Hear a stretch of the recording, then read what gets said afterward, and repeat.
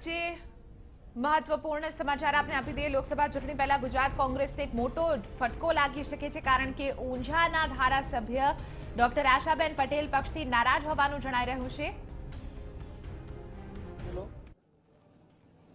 ગાંધીનગર બંગલે તેઓ જાતે આવેલા, મારી રૂબરૂમાં સહી કરી રાજીનામું સ્વેચ્છાએ આપ્યું છે। રાજીનામું આપતા વખતે એમની સાથે મેં પૂછપરછ કરી લીધી છે। સ્વેચ્છાએ આપેલું રાજીનામું કાયદા અનુસાર મારે સ્વીકારવાનું જ રહે,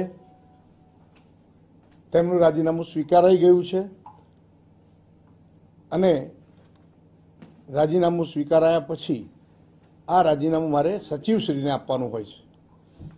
સચિવશ્રી હમણાં જ આવ્યા છે, એટલે સચિવશ્રીને એ રાજીનામું હું સુપ્રત કરું છું।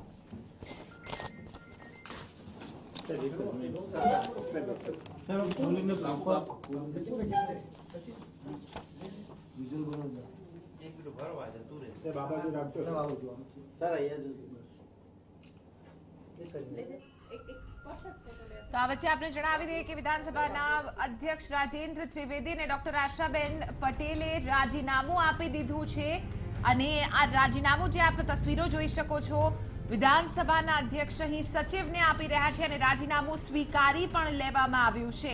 આપણે જણાવી દઈએ કે આશાબેન પટેલે ધારાસભ્ય પદેથી રાજીનામું આપી દીધું છે। અટકળો હતી, કોંગ્રેસે અટકળોને ફગાવી પણ, પરંતુ અંતે ડોક્ટર આશાબેન પટેલ કે જેઓ ઊંઝાના એમએલએ છે, ધારાસભ્ય છે, તેઓએ કોંગ્રેસમાંથી રાજીનામું આપી દીધું છે અને આ રાજીનામું અહીં વિધાનસભાના અધ્યક્ષ રાજેન્દ્ર ત્રિવેદીને આપી દીધું છે। હાલ આપણે જણાવી દઈએ કે તેઓએ ધારાસભ્ય પદેથી અહીં રાજીનામું આપી દીધું છે અને રાજીનામાનો સ્વીકાર પણ થઈ ચૂક્યો છે। અને 10 વાગે ગાંધીનગર મંત્રી નિવાસના મારા બંગલા નંબર 6 પર આવ્યા હતા અને એમણે આ રાજીનામું આપ્યું છે, જે કાયદા અનુસાર સ્વીકારી લેવામાં આવેલ છે। કોઈ કારણ એમાં આપ્યું નથી। બીજા કોઈ ધારાસભ્ય આપનો સમય માંગ્યો હોય કે કોંગ્રેસના કોઈ ધારાસભ્ય હોય કે બીજા કોઈ? હજુ સુધી કોઈએ માંગ્યો નથી।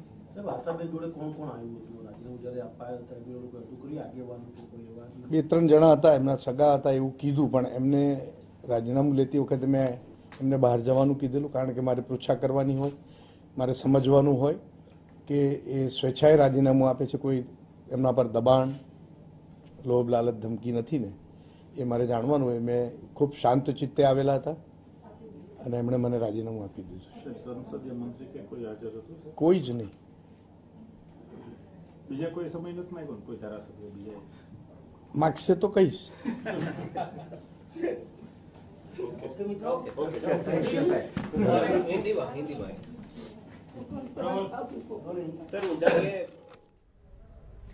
તો આપને જણાવી દઈએ કે અહીં ડોક્ટર આશાબેન પટેલે રાજીનામું આપી દીધું છે। વિધાનસભાના અધ્યક્ષ રાજેન્દ્ર ત્રિવેદીને આ રાજીનામું તેઓએ આપ્યું છે અને રાજીનામું જે છે તેને અહીં સ્વીકારી લેવામાં આવ્યું છે। મહત્વની વાત છે કે ઊંઝાના કોંગ્રેસના એમએલએ ડોક્ટર આશાબેન રહી ચૂક્યા છે અને આખરે અધ્યક્ષે, વિધાનસભાના અધ્યક્ષે આ રાજીનામું જે છે તે સ્વીકાર્યું છે। મહત્વની વાત છે કે ઊંઝામાં એપીએમસી માર્કેટિંગ યાર્ડની જે ચૂંટણી થવાની છે તે હવે નજીકમાં જ છે અને તે પહેલા જ આ રાજીનામું પડ્યું છે, જેને લઈને ખૂબ જ મોટો ફટકો અહીં પડી રહ્યો છે। આપણે જણાવી દઈએ કે પાટીદાર આંદોલન સમયે પણ આશાબેન પટેલ અહીં વધુ ભૂમિકામાં રહ્યા હતા અને ત્યારે એક નેતા તરીકે તેઓ ઉપસી આવ્યા હતા। લોકસભા પહેલા કોંગ્રેસને ઝટકો લાગ્યો છે। કોંગ્રેસ ધારાસભ્ય આશા પટેલે ઊંઝા પરથી જે તેઓ ચૂંટાઈને આવ્યા હતા, તેઓએ ત્યાંથી રાજીનામું આપ્યું છે અને તેઓએ સ્વેચ્છાએ રાજીનામું આપ્યું છે। કોઈ પણ ચોક્કસ કારણ અહીં નથી જણાવવામાં આવ્યું। આ પહેલા આપણે જણાવી દઈએ કે લગભગ 2 કલાક પહેલા એવા અહેવાલો મળ્યા હતા કે તેઓની પક્ષમાં અવગણના થઈ રહી છે અને પક્ષની કામગીરીથી નારાજ છે અને આ જે તમામ અહેવાલો મળ્યા હતા તેને ફગાવી પણ દેવામાં આવ્યા હતા કોંગ્રેસ તરફથી। મહત્વની વાત છે કે કોંગ્રેસ તરફથી એવો વિશ્વાસ વ્યક્ત થયો હતો કે તેઓ રાજીનામું નહીં આપે, પરંતુ આ તમામ અટકળોને આખરે પૂર્ણ વિરામ લાગ્યું છે અને ડોક્ટર આશાબેન પટેલે આ રાજીનામું વિધાનસભાના અધ્યક્ષ રાજેન્દ્ર ત્રિવેદીને આપી દીધું છે અને આ રાજીનામું સ્વીકારી પણ લેવામાં આવ્યું છે। મહત્વની વાત છે કે આશાબેનનો જંગી વોટથી ઊંઝામાં વિજય થયો હતો અને ઉત્તર ગુજરાતમાં ઊંઝા એક મહત્વપૂર્ણ કહી શકાય કે બેઠક છે, તેના ઉપરથી જીત મેળવી અને હવે આ રાજીનામું આપવું એક રીતે કોંગ્રેસ માટે સેટબેક કહી શકાય. આપણે જણાવી દઈએ કે હાલ તો જે વિગતો મળી રહી છે તે અનુસાર કોઈ પણ ચોક્કસ કારણ અહીં નથી દર્શાવવામાં આવ્યું.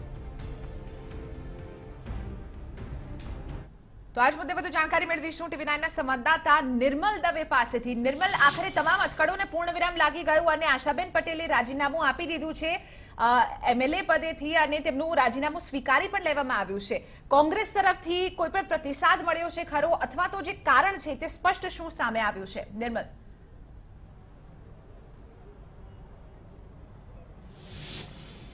ચિત્રા, જે અટકળો ચાલતી હતી લગભગ 2 દિવસ પહેલા એટલે કે ગુરુવારથી અટકળો ચાલતી હતી કે ધારાસભ્ય આશા પટેલ પોતાના પદ પરથી રાજીનામું આપશે.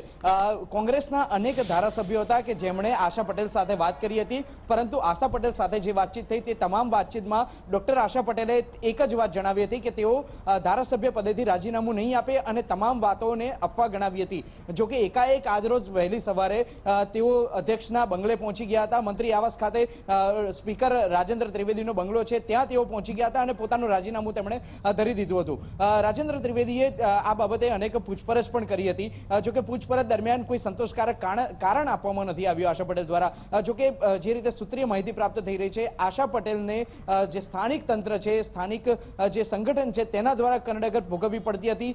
પક્ષમાં તેમની અવગણના થતી હોવાની પણ અનેક વખત રજૂઆત તેમણે કરી હતી અને આ બધી બાબતોને કારણે તેમણે અંતે પોતાના પદ પરથી રાજીનામું આપી દીધું છે. જે રાજીનામું આપ્યું છે તે અંગેના દ્રશ્યો અત્યારે વિધાનસભા અધ્યક્ષની ચેમ્બરમાં જોવા જ મળ્યા. વિધાનસભા અધ્યક્ષે સચિવને રાજીનામું સોંપ્યું છે અને આગામી સમયમાં બંધારણીય જે કાર્યવાહી છે તે મુજબ કાર્યવાહી પણ કરવામાં આવશે. પરંતુ ધારાસભ્ય આશા પટેલે રાજીનામું અધ્યક્ષને સોંપી દીધું છે અને આખરે જે અટકળો હતી તે હકીકતમાં પરિણમી છે. આગામી સમયમાં જે આ રાજીનામું આપવામાં આવ્યું છે તેના કારણે કોંગ્રેસને મોટો ઝટકો પણ ચોક્કસ લાગી શકે છે, કેમ કે ઊંઝાની આજુબાજુનો વિસ્તાર છે તે ખેતીલક્ષી વિસ્તાર છે. ખેડૂતો મોટા પ્રમાણમાં ત્યાં રહે છે અને ત્યાંના જે સ્થાનિક લોકો છે તેમનો આધાર જે કહી શકાય, તેમની જે મતદાર છે તેમની જે વોટ બેંક છે તે વોટ બેંક કોંગ્રેસ તરફી વધારે જોવા મળી રહી છે. ત્યારે કોંગ્રેસના જ ધારાસભ્યએ આ રાજીનામું આપ્યું છે ત્યારે આગામી સમયમાં લોકસભાની ચૂંટણીમાં ચોક્કસથી કોંગ્રેસને ફટકો પડી શકે છે. બિલકુલ. આ સાથે જો એપીએમસી માર્કેટિંગ યાર્ડની ચૂંટણીની વાત કરવામાં આવે તો તે પણ નજીક છે અને તે પહેલા તેમનું રાજીનામું આપવું આખરે કેટલો મોટો ફટકો કહી શકાય? નિર્મલ.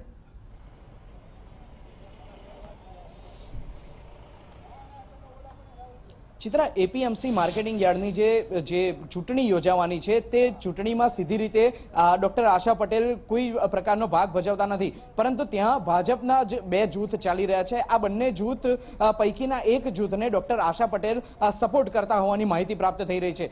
જે યાદી થોડા સમય અગાઉ બહાર પાડવામાં આવી હતી તે યાદીમાં જે એક જૂથના સભ્યો છે તેમના નામ નહોતા, પરંતુ અન્ય જૂથ કે જેને ડોક્ટર આશા પટેલ સમર્થન આપી રહી છે તે જૂથના સભ્યોના નામ હતા. એટલે આ કારણ પણ માનવામાં આવી રહ્યું છે કે ડોક્ટર આશા પટેલનું ક્યાંક એપીએમસીના રાજકારણ સાથે પણ લેવા દેવા હોઈ શકે છે, પરંતુ સીધી રીતે કોઈ પણ પ્રકારનો ભાગ ડોક્ટર આશા પટેલનો નથી તેમ આશા પટેલનું પણ જણાવવું છે. સાથે સાથે અન્ય કેટલાક લોકો છે તેમનું પણ એવું કહેવું છે કે આશા પટેલ સીધી રીતે કોઈ સક્રિય ભાગ નથી ભજવી રહ્યા એપીએમસીની ચૂંટણીમાં. પરંતુ એક કારણ એ પણ માનવામાં આવી રહ્યું છે કે આગામી સમયમાં એપીએમસી યાર્ડની જે ચૂંટણી આવી રહી છે અને તેને અનુલક્ષીને પણ આખી આ જે વાત થઈ છે, આખી આ જે ઘટના બની છે, કોંગ્રેસની વિરુદ્ધમાં આ જે ઘટના બની છે તેની પાછળ આ એપીએમસીની ચૂંટણી પણ ક્યાંક જવાબદાર છે તેવું માનવામાં આવી રહ્યું છે. બિલકુલ.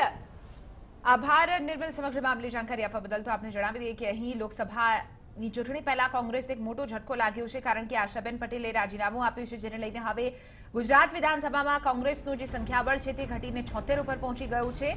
મહત્વની વાત છે કે અનેક એવા કયાસો લગાડવામાં આવી રહ્યા છે કે આખરે તેમણે રાજીનામું શા માટે આપ્યું છે અને કયા પરિબળો જે છે તે અહીં મહત્વપૂર્ણ ભૂમિકા ભજવી ગયા છે.